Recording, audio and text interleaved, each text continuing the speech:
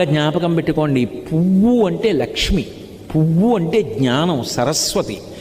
పువ్వు అంత కోమలమైనది, పువ్వంత పరిమళంతో కూడుకున్నది, పువ్వంత మంగళప్రదమైన వస్తువు లోకంలో లేదు. అందులో ఎర్రటి పువ్వు కానీ నేల మీద పడి ఉందనుకోండి, ఎవరైనా సరే దాన్ని తీసేయాలి ముందు, అది కింద ఉండకూడదు. ఎందుకో తెలుసా?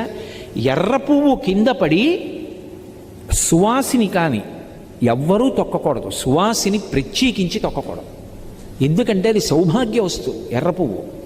అందుకని వెనక ఎవరైనా తొక్కుతారేమోనని వెంటనే తీసేసి ఏ చెట్టు మొదట్లోనో పెట్టేయాలి. అంత పరమ పవిత్రమైనటువంటి పువ్వులు పూజ చేయడానికి నీ దగ్గర సరిపోయినన్ని లేకపోతే